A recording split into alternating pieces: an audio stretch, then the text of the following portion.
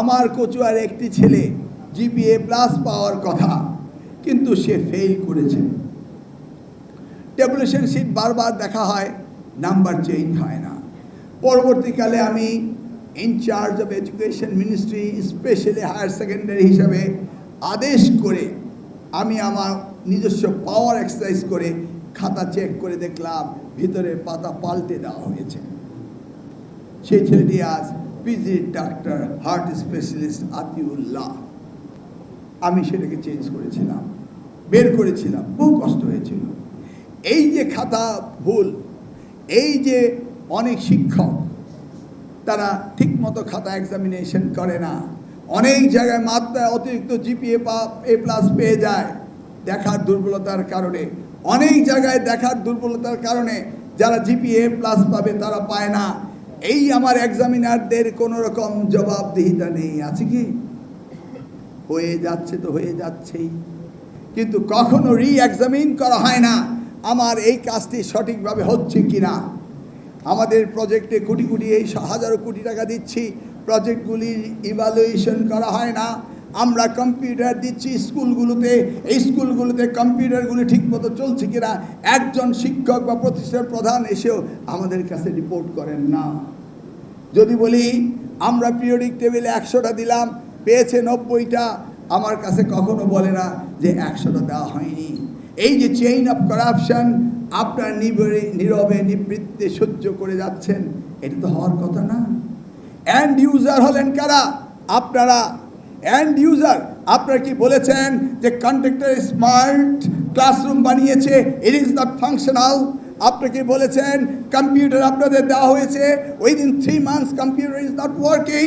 কোনো রিপোর্টিং এই নাই, সবাই যেন নীরবে সব কিছু সহ্য করে যাচ্ছেন, কেউ কোনো কথা বলছেন তা হচ্ছে না, তাই না? সেই জন্য আমরা 1980 পরীক্ষার অ্যাক্টকে পাল্টানোর জন্য ইতিমধ্যে আমি ক্যাবিনেটে উঠিয়েছি এবং সংসদে নেব।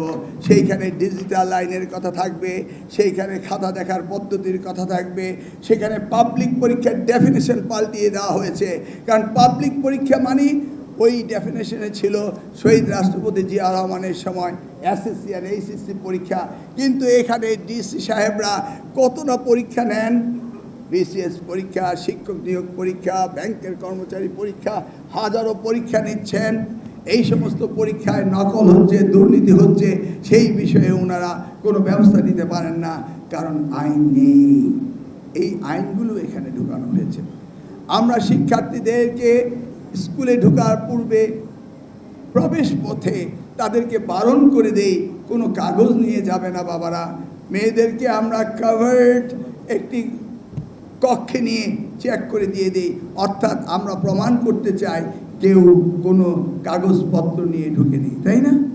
কিন্তু আপনার অফিসের দপ্তরে যদি টেবিলের নিচে কাগজ রেখে আসে, বাথরুমে কাগজ রেখে আসে, সেই জন্য কি আমার ছাত্রছাত্রীরা দায়ী?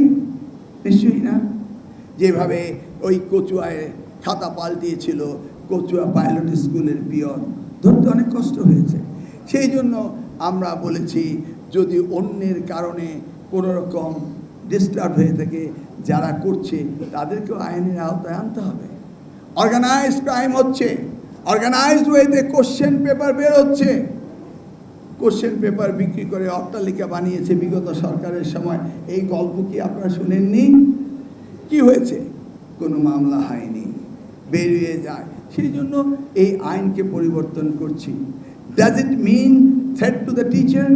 Does it mean threat to the student? No, এটা তা না। আইন পরিবর্তন করা হচ্ছে যুগের সাথে, আইনের সাথে মিল থাকতে হবে। তাই